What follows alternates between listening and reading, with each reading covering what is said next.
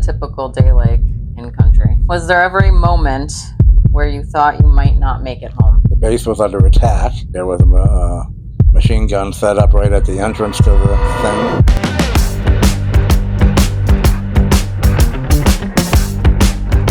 What branch and unit did you serve with?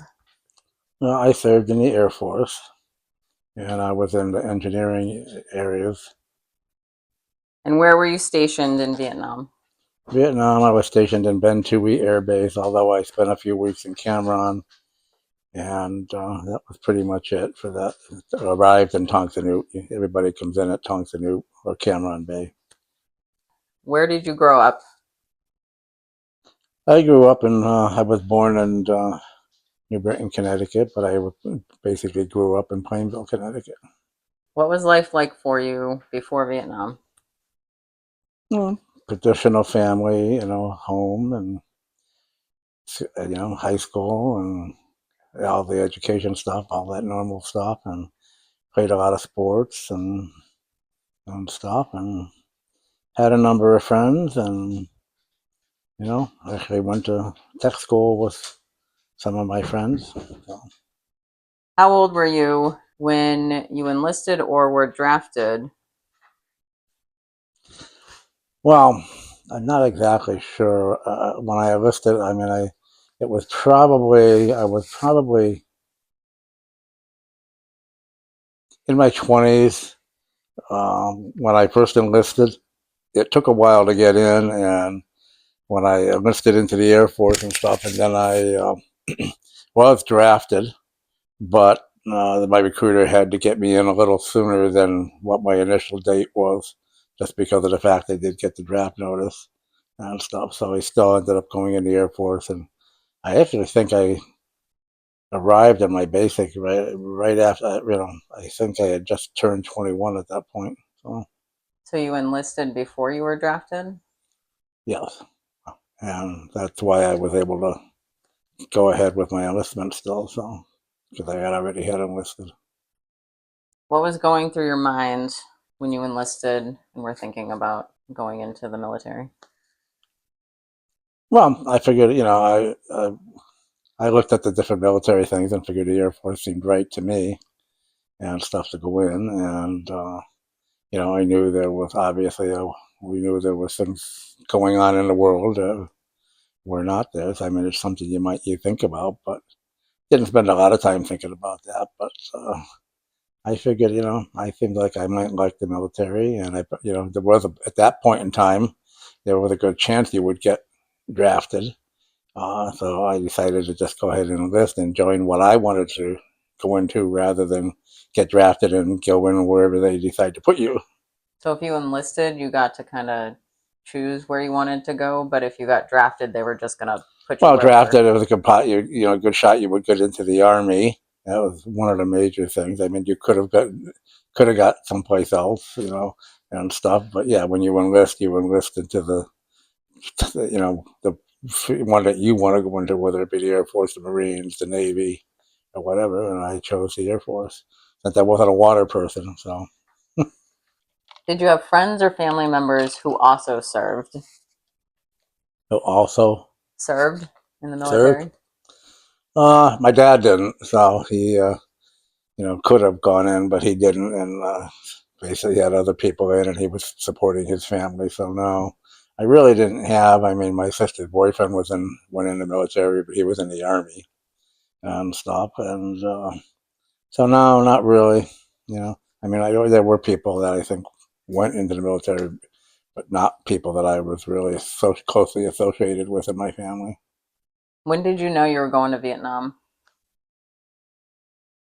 Well, I knew there was a good possibility when I enlisted that I was going to end up in there at some point in time, but it wasn't, after when you get out of the basic training, then you go into tech school, and I was initially going to be sent to missile tech school, but at the last minute, they needed more people in the electrical, power production field.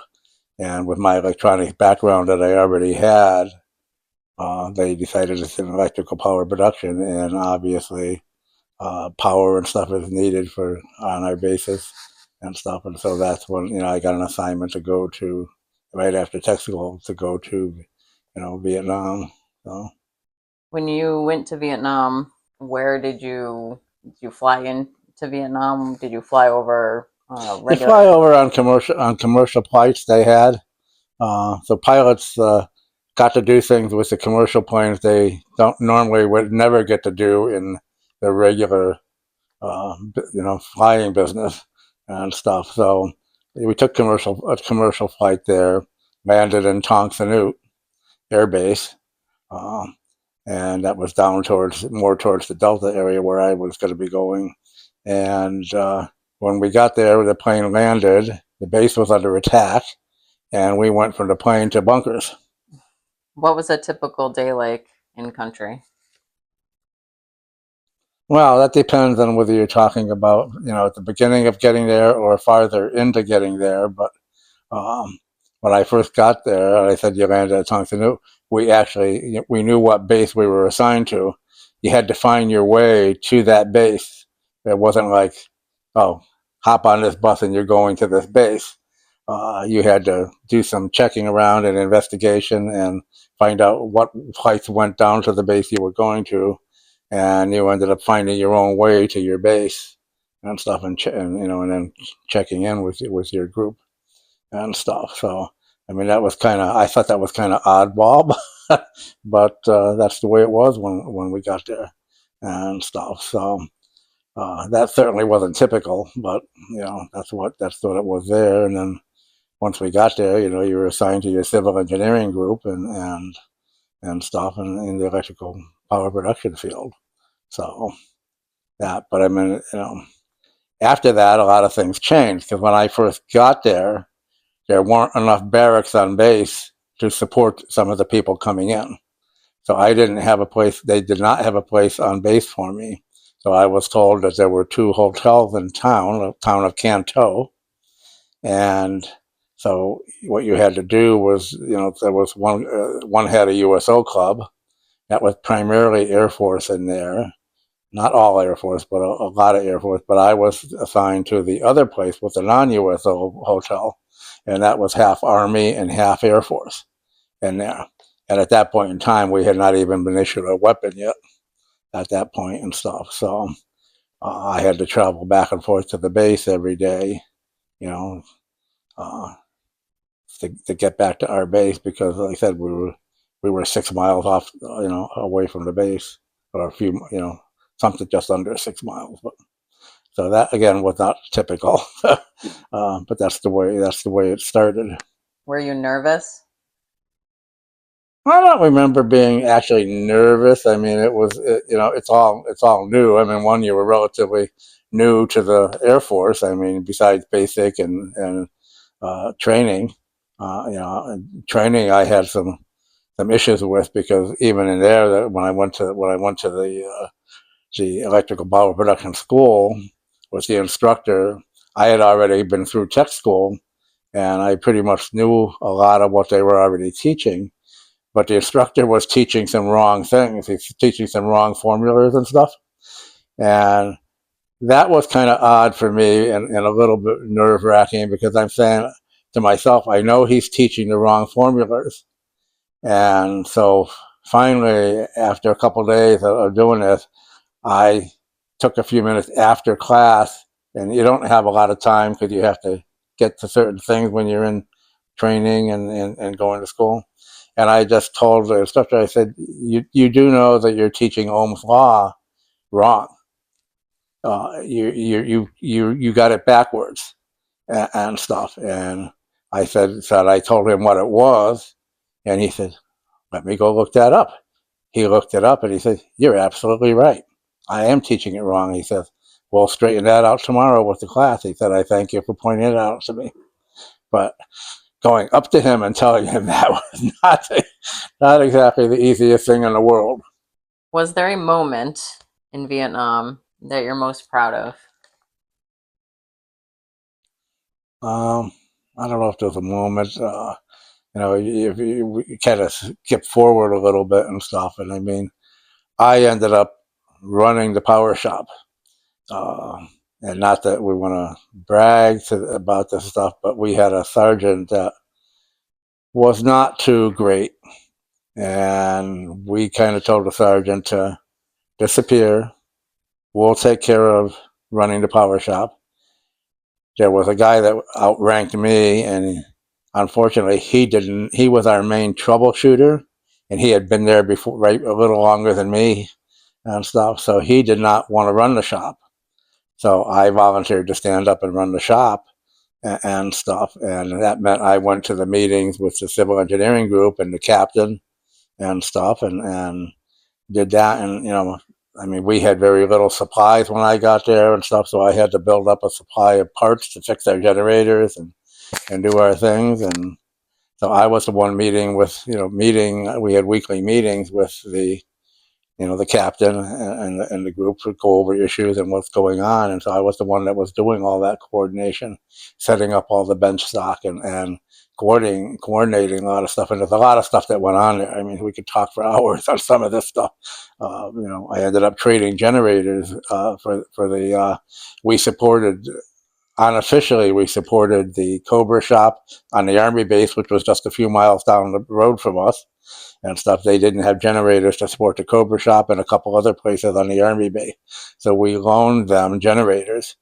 And in turn for that, we got a case of chicken or a case of steak every week. And a few weeks we couldn't get chicken or steak, we got ammunition. And of course, I always invited the captain over for the cookout and stuff. So that worked out pretty good and stuff. So another one of those oddball kind of things that goes on in places like that. Who was the most memorable person you served alongside, and why? Who was the most memorable person you served alongside, and why? I served with a couple really good people. I also served with a few that weren't so good, but the captain that I worked with was a pretty good person, easy to talk to and stuff, and I liked him. I had a major when I was on Westover Air Force Base that he and I hit it off really good, and he's the one that was trying to convince me to stay in the Air Force when I finished my tour and stuff, and he offered me any place I wanted to go in the world and another stripe if I stayed in.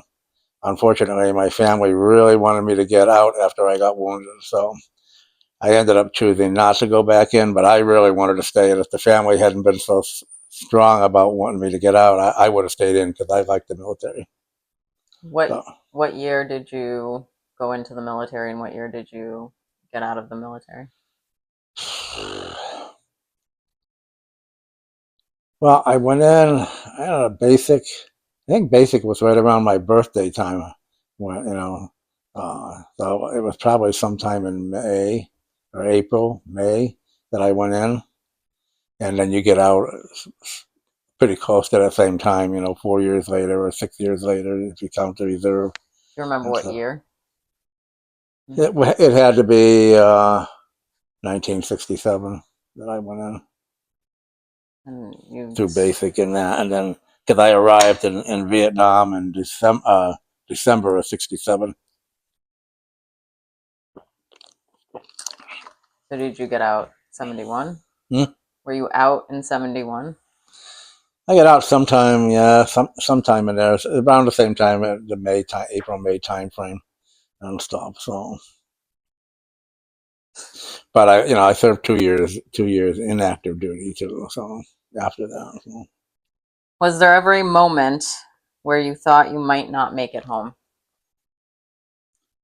Yeah, lots of times, because when I got there and I said I wasn't on base, I was in the town of Canto, and the Tet Offensive broke out in January of '68. So, but even in December when I got there, very shortly after I got there, things were starting to heat up and stuff, and we ended up having start pulling a lot of guard duty in the hotel, and there was a machine gun set up right at the entrance to the thing, with sandbags all around it and everything like that. So that started to make things real. real quick. And there's a lot of stories I could reference to that, but I had three very close calls, being right there in the hotel once the Tet Offensive broke out. So, When you say close calls, what do you mean? I mean, almost not coming back, being killed. I mean, I got off on guard duty one day at 3 o'clock in the morning. And I was just crawling in my bunk, and a mortar hit. I lived in a corner room, and the mortar hit right outside the corner room. And I hit the floor as soon as, well, actually, the first one that went off took my truck out outside. So I immediately had hit the floor, and then the next one hit right in the corner of my room. And if you look at my mosquito netting, it must have had 500 holes in it from the shrapnel that took there. And if had I been in my bed, I would not have been here today. And so that was my very first close call and stuff. So I know you've told me before about when you had to drive the vehicle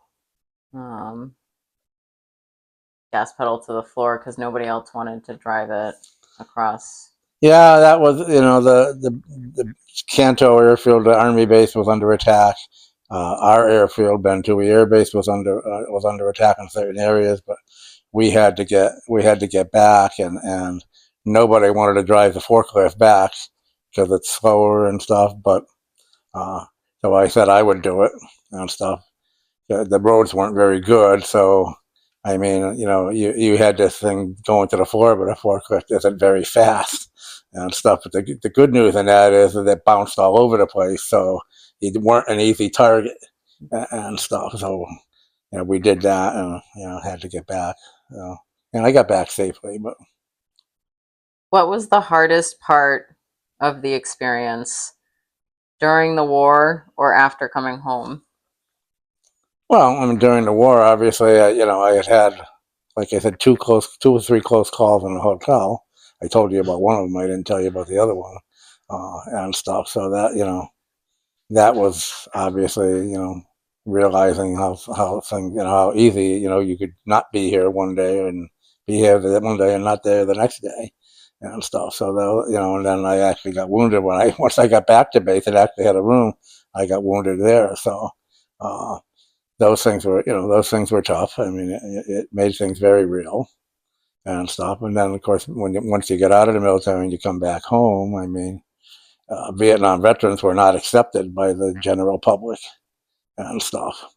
And so, it wasn't things where you were appreciated and stuff like that. And once you're on a base for 12 or 13 months and stuff, and once the Tet Offensive broke out, I mean, we got mortared and hit 6 out of 7 nights a week. So, I mean, if you were putting up with this constantly and stuff, and there's a lot of stories in there, but and so all of that, like I said, but today a lot of people appreciate it. They thank you for your service and other stuff, but and stuff. So that Vietnam was a tough assignment, but I did things in our shop to make things easier and better. We ate well while we were there. Well, some people had to always go to the chow hall. We didn't have to, and stuff. And and then besides the electrical power production, we also did runway barriers. So we caught up, and we were the only base in the South that had barriers for the jets. If they got shot up, they come to our base, and you catch them just like you do on an aircraft carrier.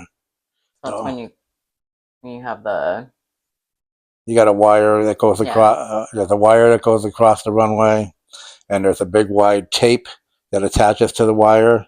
And then we had things on both sides of the field. You had things that were actually like B-52 brakes for the big bombers. That's the kind of setup we had on there to catch those planes. The thing about that, though, was that we were catching so many planes that we didn't have enough tapes. The cable didn't have to get replaced very often, but the tapes did. What you do is you take the type of plane that you have, and you take the weight of that plane and the speed that it hits the barrier, and calculate that, and that rating goes against the tape. Once the rating gets to a certain level, you have to require to change the tape. Well, I mean, if you got an F100 that comes in and he hits it at 100 and something knots and stuff, and that plane, I mean, that tape's already got some ratings against it, that's an instant change of the tape and stuff. We ran out of tapes. We didn't have any more tapes to change. We had to call out through all of Southeast Asia, which I put out because I was running part of the shop and that, and I mean, trying to get tapes in there. We never told the pilots, but we were catching them on tapes that should have been changed 4 or 5 planes ago. But what was the choice? The choice was let them go into the swamp or try to catch them and hope the tape holds. Did you ever have a tape not hold? Pardon? Did you ever have a tape not hold? No, fortunately, I think they were very well engineered. I think they were engineered for a lot more than they are rated to what needed to be changed, because we've never had a tape. We never had a tape break. Now we've had to change them once we got tapes in, but we never had one break. I don't know. Now we've had pilots miss. You had runway barriers down at both ends of the runway, so sometimes the pilot would miss the first one, but catch the second one. How did you get wounded?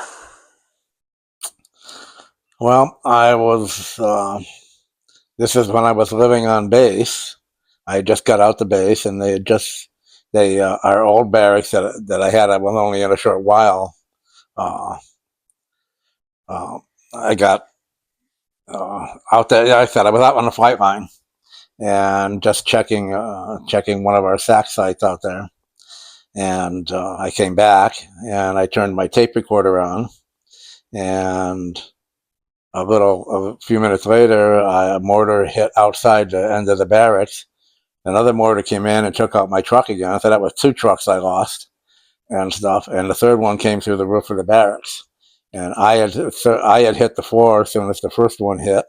And I was up on the top bunk, and the air conditioning guy was on the bottom bunk, and we both slid under the bed and stuff. And the Foot Locker saved both our lives. Foot Locker again had, I don't know, it was just shredded with shrapnel. And obviously I got wounded in the arm. I still got scars from it. You can see them here and there and stuff. And the guy's name was Villa. He thought he was dying because I was bleeding all over him.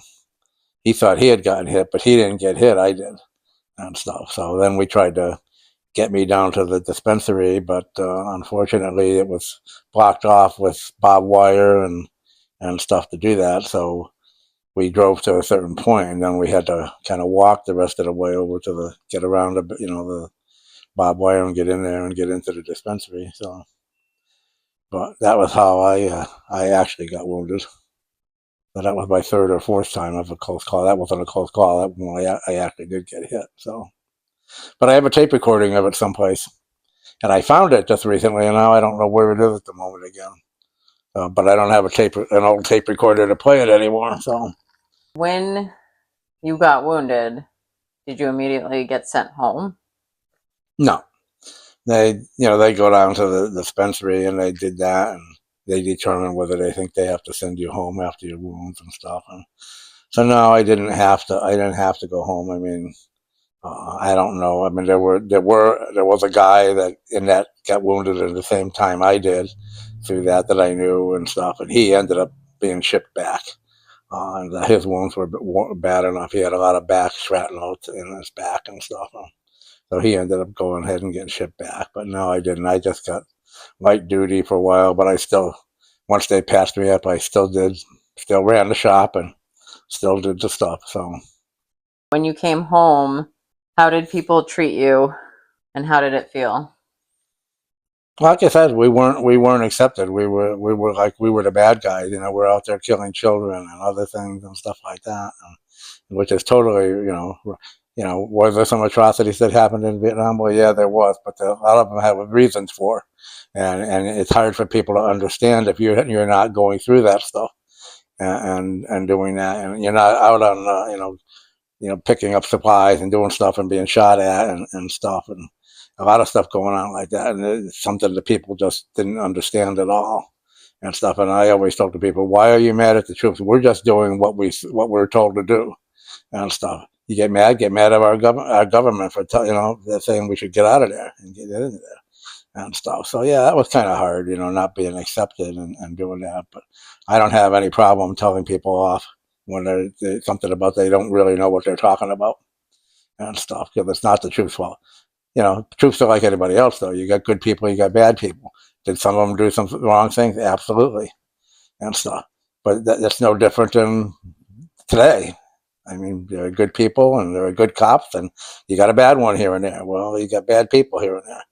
So, I mean, things aren't any different from that. But why get mad at all the troops for doing it? So, you know, but that wasn't fun because I mean, people just didn't like you. So, How was your family towards you when you got home?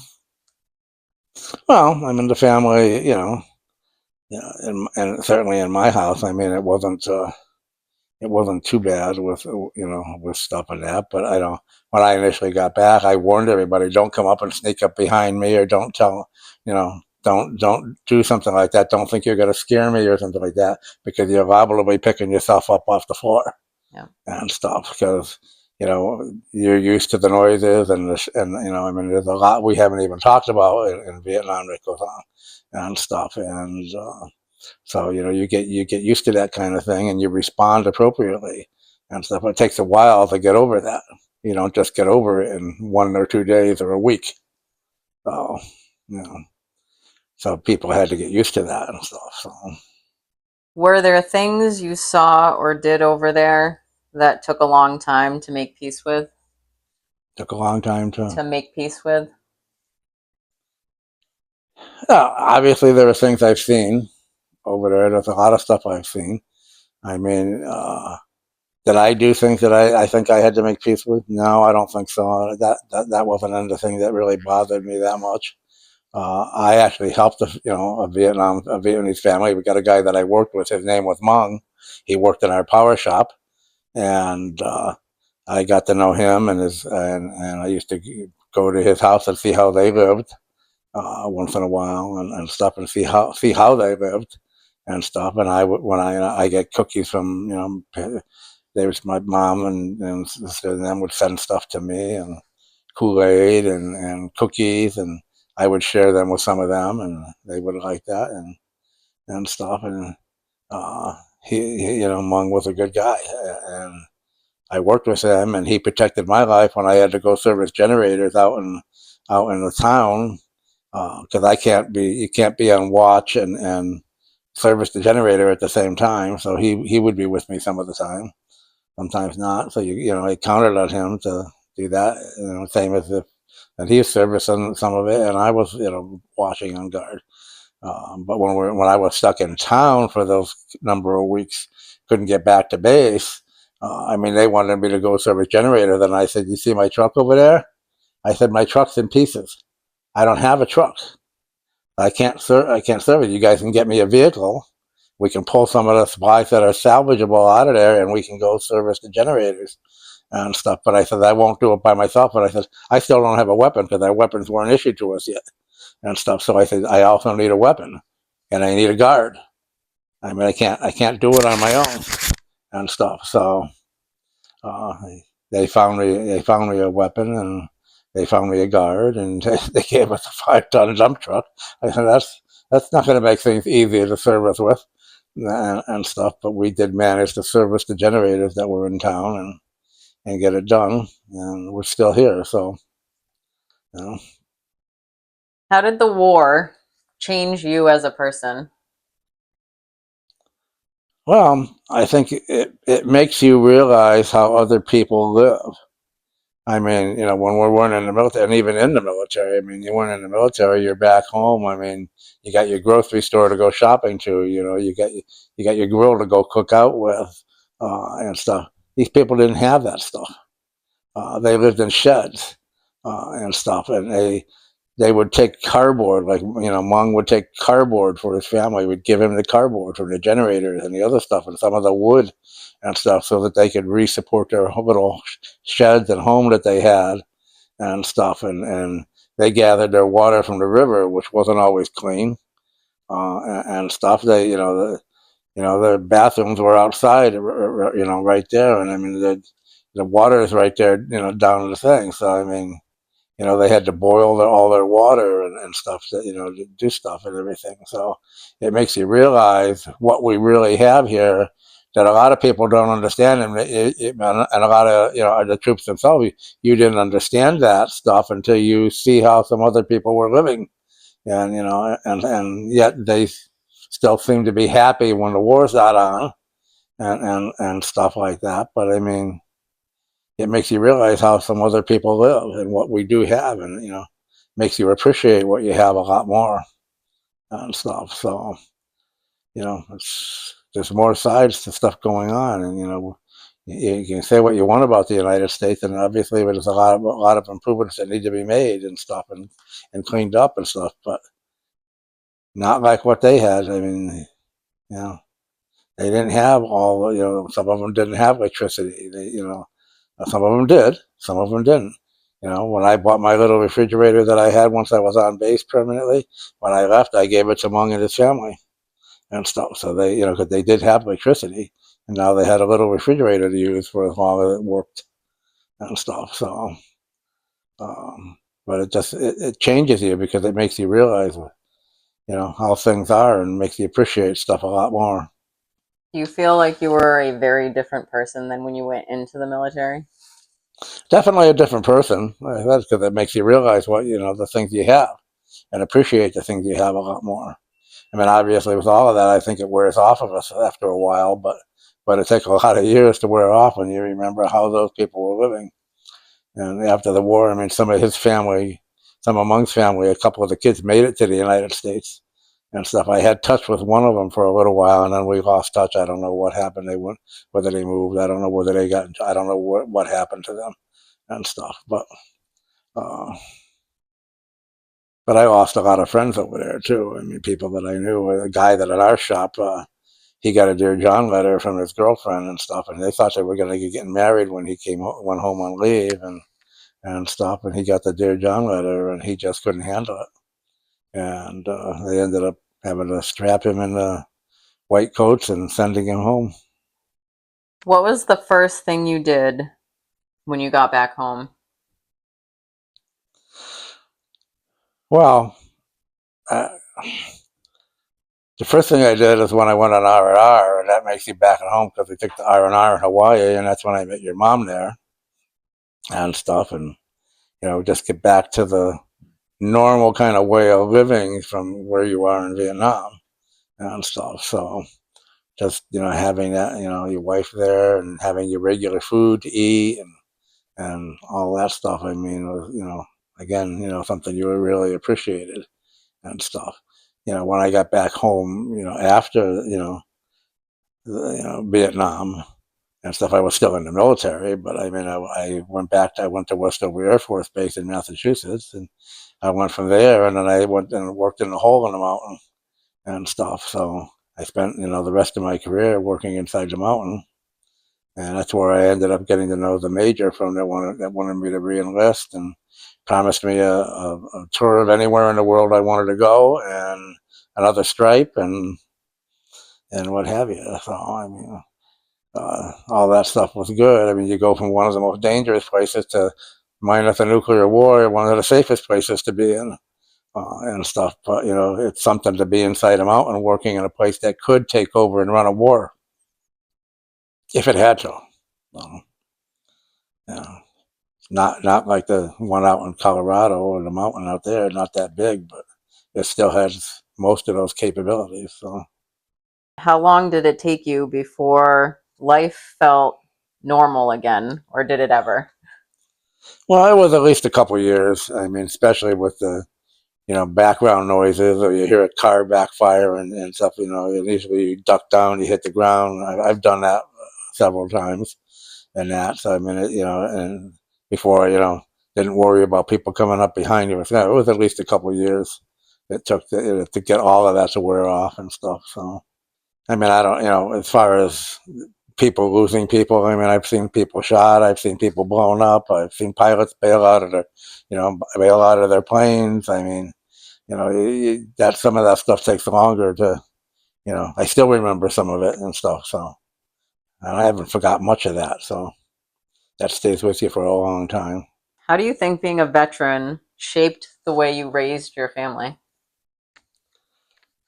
I don't know. I don't know that being a veteran had a whole lot to do with that, but I mean, for me, I mean, I was covered by the VA for insurance and other stuff that made things, better. But the family doesn't get covered for that stuff and everything because I didn't retire from in there. I wasn't, I did have a disability with the military, but it wasn't big enough to support, having insurance with the family. But uh, like I said, it did make you realize of what things are like other places, and I think I tried to impress some of that on everybody and stuff to appreciate what we do have because it's very easy not to appreciate things when and you know that and stuff. So I think it made a difference there in trying to do that. So as best you could. What do you wish more people understood about what Vietnam veterans went through? Or do you? Well, I mean, I think today the environment's totally different. Like I said, I get people almost, I'm not going to say every day, but every week, I get somebody that thanks me for my service. And, people that say, I understand you guys weren't treated well when you came home. And I just want you to know we appreciate you today and to the vet and what you guys have did and protecting our country and other stuff. I mean, I meet people every week, literally. Somebody that says something and stuff. So, the environment's totally different, and people understand more today that you're a soldier. You did what you were supposed to do, and you want to blame somebody, you blame the government, not the soldier. Are there any more stories that you can think of that you'd want to tell? And I what? Any more stories that you have that you would want to tell about your time in Vietnam? Well, like I said, I tried to help the people, just like I tried to help my friend who got the Dear John letter over there, and I mean I tried to help it with what we could. I mean, you do stuff, you try to help out with that kind of stuff. You try to be sympathetic to people and different things that's going on. And, I mean, there were people that lost friends over there. I mean, you've seen a lot of horrible things and stuff. And you try to comfort your friends or people that were going through some of that if they lost somebody close or in that or they had a close call themselves and stuff. And everything. I mean, so it's trying to support each other for doing that and watching out for each other because you needed to watch out for each other. I mean, we've had some of the enemy get on base, and so you had to be care for that and watch out for that and stuff and support everybody and watch everybody else's back and stuff to do that and stuff. I mean, uh, and we ended up, I mean, there's a lot of things we haven't talked about, but I mean, I ended up, once I got back on the base and then I was into the barracks, and once I wounded and stuff, then we had established a civil engineering bunker and stuff. And myself and a couple other of the power people and one of the electrical people volunteered to man the bunker. We had radios in the bunker, and somebody was always there on our off duty time. There was always somebody that was being part of that bunker to be in there to get the calls or to be able to call to get the help we needed to solve issues or problems or in cases where the generator went out for the runway lights and the barriers, we had to send people out to get that, and so you had to be on top of that stuff and everything like that and stuff. And right outside the base we had a little naval drop off area, and they lost power, and so myself and an electrician had to go out there and do stuff and take that. And we would stand guard while he was, was an electrician, was up on the pole fixing the power, because occasionally you'd get snipers filing across the river, at somebody and stuff. So yeah, there was a lot of hard times and things like that. I mean, we had what we called strike teams, and if the base was under attack, the strike teams would have to go out and reinforce that particular area of that. So you watch out for all your buddies and your friends and stuff, because your life depended on everybody that was there and stuff.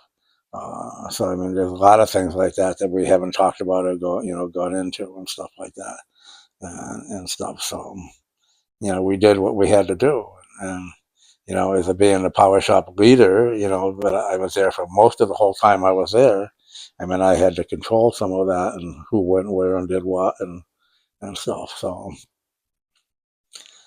you become close to some of your friends over there. So Looking back now, what do you think about the war itself? What it was for and whether it was worth it? well, we were trying to make things better over there for them, but sometimes good meaning doesn't just turn out exactly the way you want it. I mean, there were people there before us that were trying to help, and they weren't able to accomplish it, and I think we weren't able to accomplish it totally, although we did give, I think, a lot of insight into the people that lived there that wanted things. But in the end, I mean, we eventually pulled out of there, and it's not finishing the job and stuff, and that is kind of tough. And so, you know, was it worth all the lives? I think we intended to do all the right things. I don't think we accomplished our tasks totally and stuff. And if you're going to go into war, I believe we should go into it, and we should do whatever we have to do to win it. What do you want your grandchildren and great grandchildren to know about your service? Well, I think we were trying to do the right thing. We were trying to free those people. So, and I think that was a fantastic goal and stuff. But to understand that you did what your government wanted us to do at the time. The government may have been wrong for what they were asking, and the fact that they weren't going to finish the job and weren't going to do things right.